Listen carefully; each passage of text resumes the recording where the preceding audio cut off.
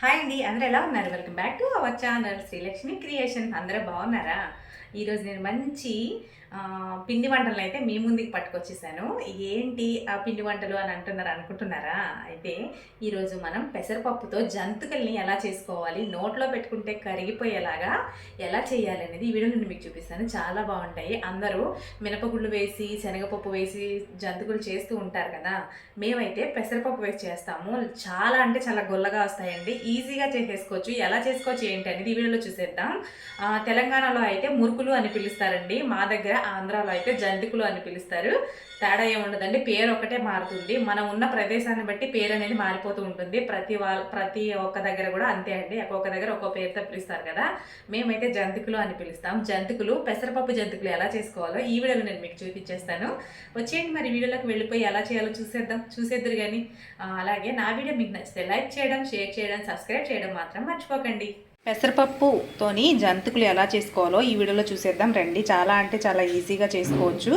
వీడియోలోకి వెళ్ళిపోదాం రండి. పెసరపప్పు జంతికలకి కావలసిన పదార్థాలను అయితే చూసేద్దామండి. ఫస్ట్ మనకి ఇక్కడ నేను కిలోన్నర వరిపిండిని తీసుకుంటున్నానండి. కిలోన్నర తీసుకుంటున్నాను నేను. అంటే ఫ్రెష్గా వండుకోవచ్చు కదా, టైం ఉంటుంది కదా, అలా అని చెప్పేసి నేను ఇక్కడ కిలోన్నర అయితే పిండిని తీసుకుంటున్నాను. మనకి కేజీకి పెసరపప్పు, కేజీ పిండి తీసుకున్నాం అనుకోండి, చిన్న గ్లాసుడు పెసరపప్పు వేయాలి. ఎక్కువ వేస్తే నూనె లాగేస్తాయి, అసలు మనం తినలేం కూడా.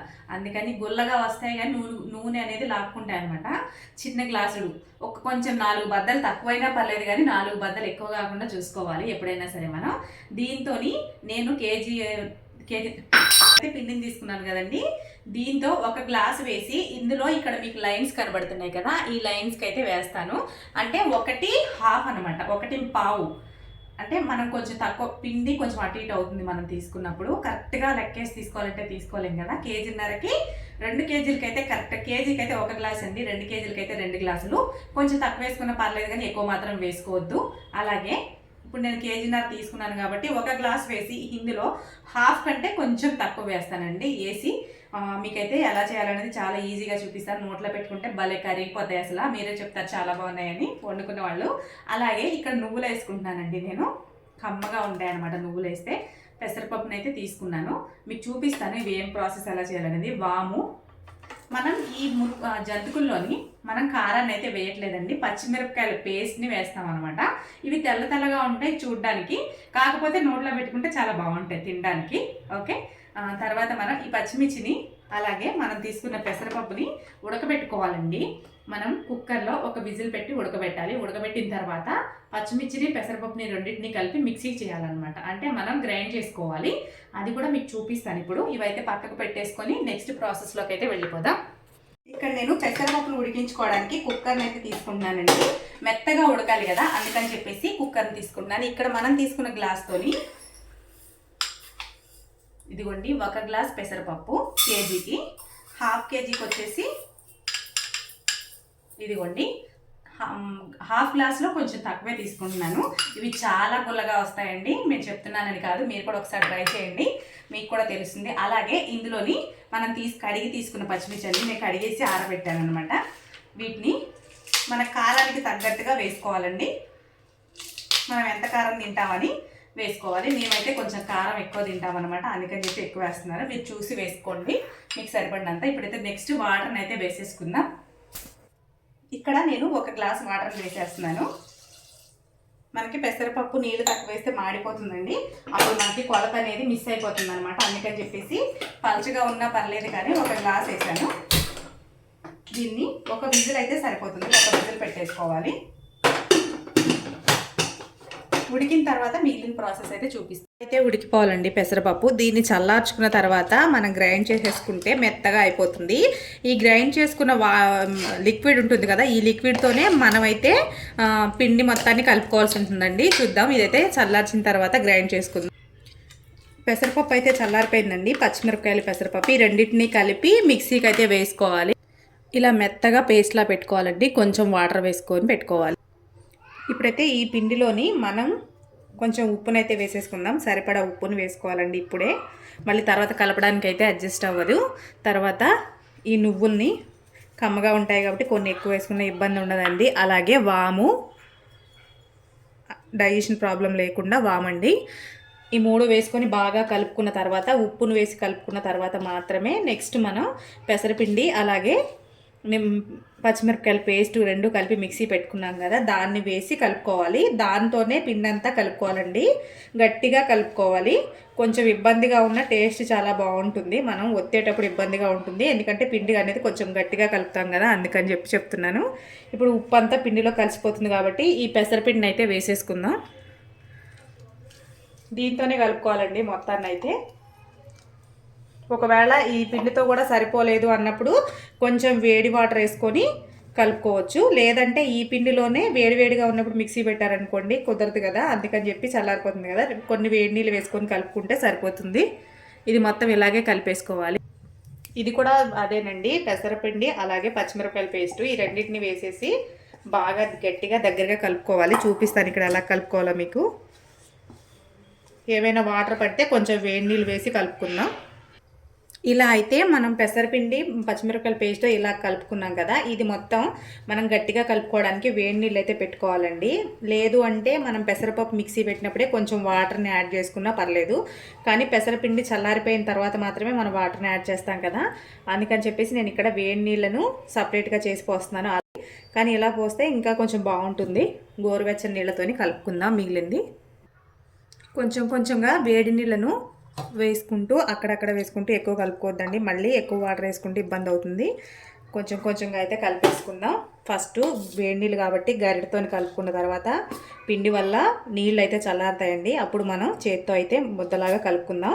మన జంతుకుల పిండి కంటే మురుకుల పిండి కంటే కొంచెం గట్టిగానే ఉంటుంది ఈ పిండి అయితే. అలాగే కలుపుకోవాలి, అప్పుడే మనకి నూనె అనేది లాక్కోకుండా ఉంటుందండి. కొంచెం కొంచెం వాటర్ని వేసుకుంటూ కలుపుకోవాలి.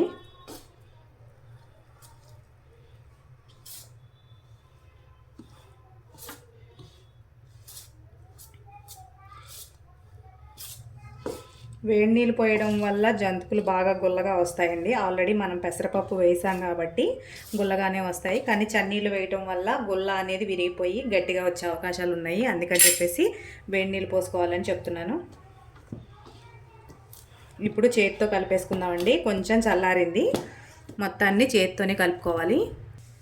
ఇలా పిండి ముద్దలాగా కలుపుకోవాలండి, చాలా మెత్త. ఇది చూసారు కదా, మన జంతికల పిండి కంటే కొంచెం గట్టిగా ఉంటే సరిపోతుంది. ఇలా కలుపుకొని దీన్ని 2 పార్ట్స్ కింద డివైడ్ చేసుకొని ఒక పార్ట్ని ఇలా 2 ముద్దల కింద చేసుకుందామండి. ఇది మనం ఫస్ట్ చేసుకుందాం, ఇది తర్వాత చేసుకుందాం. దీన్ని గాలి తగలకుండా కొంచెం ఏదైనా క్లాత్ కానీ ఏదైనా మూత వేసి పక్కకైతే పెట్టేసుకుందామండి. ఈ లోపల స్టవ్ మీద మూకుడు పెట్టేసి నూనె అయితే పోసి రెడీగా పెట్టుకోవచ్చు. నూనె మరిగేలోపు ఈ పిండిని ఒకసారి బాగా కలుపుకొని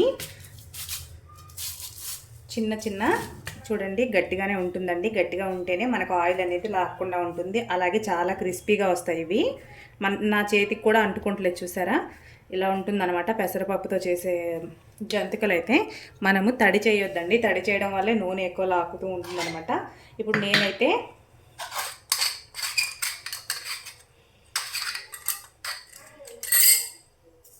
ఈ 3 హోల్స్ ఉన్నదాన్ని తీసుకుంటున్నానండి. వీటి కోసం అయితే దీనికి మురుకులు వేయడం కోసం, జంతికలు వేయడం కోసం ఇదైతే బాగుంటుందన్నమాట.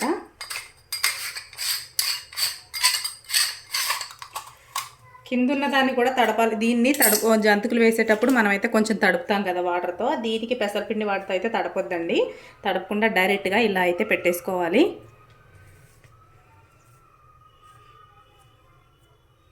పిల్లలకి స్నాక్ బాక్స్లో పెట్టడానికి అయితే చాలా బాగుంటాయండి, వాళ్ళు కూడా ఇష్టంగా తింటారు కదా.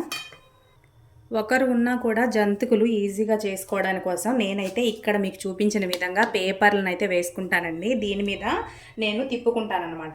ఒకటేసారి 4 తిప్పుకున్నాం అనుకోండి, ఒక వాయి ఏగేసరికి ఒక వాయి మనం వేసి పెట్టుకోవచ్చు కదా. ఒక్కళ్ళు ఉన్నా కూడా ఈజీగా మనం జంతికలను అయితే చేసేసుకోవచ్చు. నేను ఎప్పుడు ఇలాగే చేస్తానండి. ఒత్తేటప్పుడు కొంచెం కష్టంగా ఉన్నా తినేటప్పుడు కమ్మగా బాగా కరిగిపోతాయండి నోట్లో. చేసే వాళ్ళకే కష్టం కానీ తినే వాళ్ళకి కాదు కదా. మనకి ఏ సైజులో కావాలంటే ఆ సైజులో ఒత్తుకోవచ్చండి. ఇలా డైరెక్ట్ వేసేసుకోవడమే. నూనె కాగిన తర్వాత తిప్పుకున్నప్పుడు ఇక్కడే విడిపోతున్నాయండి, చూడండి ఎంత గుల్లగా వచ్చాయి అనేది ఇక్కడే తెలిసిపోతుంది. జంతుకు అనేది ఇలా అటాచ్ అవ్వట్లేదు, ఎందుకంటే గుల్లదనం వల్ల ఇలా అయితే అవుతూ ఉంటుంది. మనం డైరెక్ట్గా మూకుడులో కూడా పిండుకోవడం చూపిస్తాను మీకు. ఒక్కొక్కటి ఈ మూకుడులో అయితే వేసేసుకుందాం. ఇది పెసరపిండి కాబట్టి కొంచెం పొంగుతుందండి. అందుకని చెప్పేసి కొంచెం ఒకటి వేగిన తర్వాత ఒకటి జాగ్రత్తగా అయితే వేసుకోవాలి.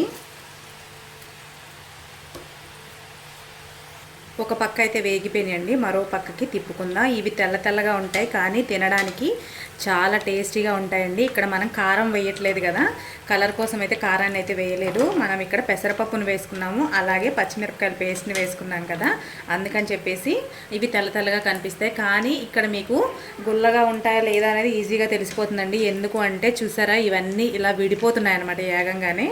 అంటే చాలా గుల్లగా వస్తాయని చెప్పాను కదా మీకు, ఇదేనండి.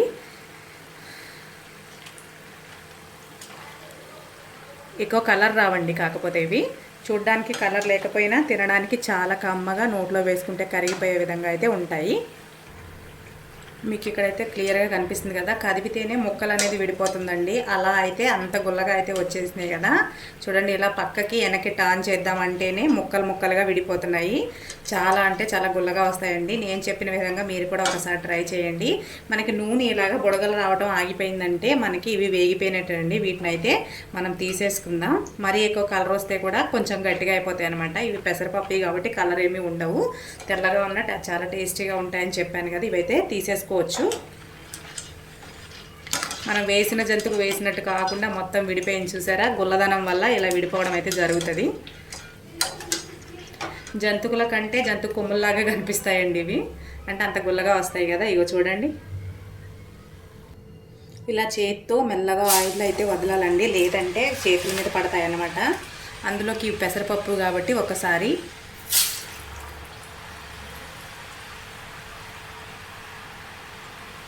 డైరెక్ట్గా అయితే వేసేసుకోవచ్చు ఇక్కడ సైడ్కి.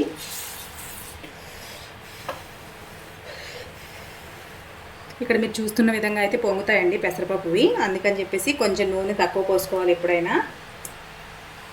చూస్తున్నారు కదా లైవ్లోనే ఎలా పొంగుతుందో, పెసరపిండి మూల పొంగుతుందన్నమాట.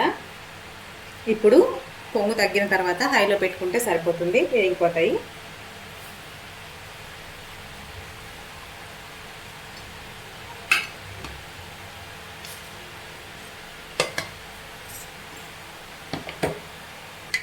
మరొక సైడ్కి తిప్పుకొని వేయించుకుందామండి.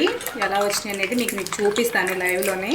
లోపల మనకి గొట్టం మాదిరిగా కనిపిస్తూ ఉంటుందన్నమాట, హోల్ లాగా. అదే గుల్లదనం అండి. మనము గుల్లగా వచ్చినాయి లేదు అని తెలుసుకునేది మనం జంతుకు విరిచినప్పుడు అటు సైడ్ ఇటు సైడు గొట్టంలా ఉంటుందండి లోపల. అలా ఉంటే చాలా గుల్లగా వచ్చినట్టు అర్థం అండి. ఇవి అలాగానే వస్తాయి, మీకు చూపిస్తాను నేను ఒకటి.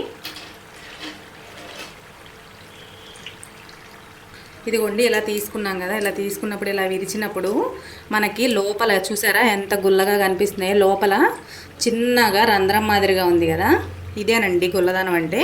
ఇదిగో చూపిస్తాను చూడండి, మీకు సౌండ్ వినబడుతుందా? ఇలా అయితే వచ్చేసినాయి కదా. ఇవైతే వేగిపోయాయండి, తీసేసుకుందాం.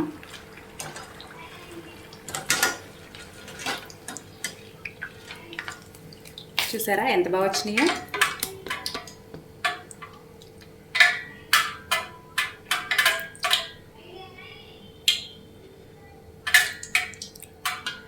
తీసుకున్న వాటిని ఇలా ఒక ప్లేట్ పైన పేపర్ వేసి పేపర్ మీద అయితే పెడుతున్నానండి. ఎక్స్ట్రా ఆయిల్ ఏమైనా ఉంటే పేపర్ అనేది లాక్కుంటుంది కదా, అందుకని చెప్పి ఇలా పెడుతున్నాను. నెక్స్ట్ ఇంకొక వాయిన్ అయితే వేసేసుకుందాం. మనం డైరెక్ట్గానే వేసేసుకోవచ్చు, రెండు రకాలుగా చూపించాను కదా, ఇప్పుడు డైరెక్ట్గానే వేసేస్తున్నాను.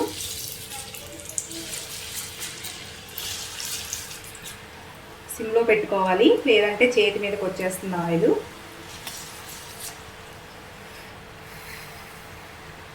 ఒకసారి పొంగు అనేది తగ్గిన తర్వాత మాత్రమే మనం దాన్ని హైలో పెట్టుకుందాం ఫ్లేమ్ అనేది.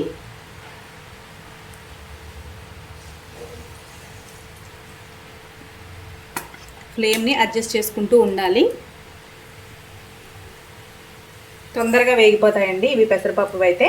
టేస్ట్ ఎంత బాగుంటుందో అంత తొందరగా అయితే ఉంటుంది, కాకపోతే కొంచెం పని ఎక్కువ ఉంటుంది అనమాట. నార్మల్ జంతువుల కంటే దీనికి కొంచెం వర్క్ ఎక్కువ ఉంటుంది.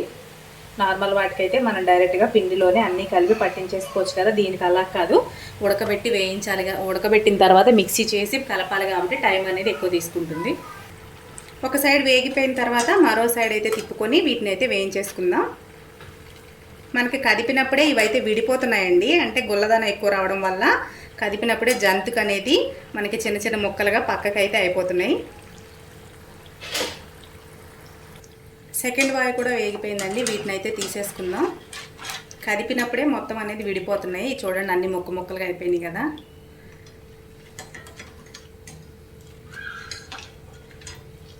ఉన్న పిండి అంతా ఇలాగే వేసేసుకోవాలండి సేమ్. పెసరపప్పుతో చేసిన జంతికలు అయితే రెడీ అయిపోయినాయి. ఇక్కడ చూస్తున్నారా ఎంత బాగున్నాయో. చూస్తే మీకు తినాలనిపిస్తుందా? మీరు కూడా ఒకసారి ట్రై చేయండి. ఎలా వచ్చిందో కామెంట్ సెక్షన్లో కామెంట్ చేసి చెప్పండి. ఈ వీడియో కనుక మీకు నచ్చితే లైక్ చేయండి, షేర్ చేయండి, సబ్స్క్రైబ్ చేయండి. మరిన్ని మంచి వీడియోస్ కోసం నా ఛానల్ని సపోర్ట్ చేయండి.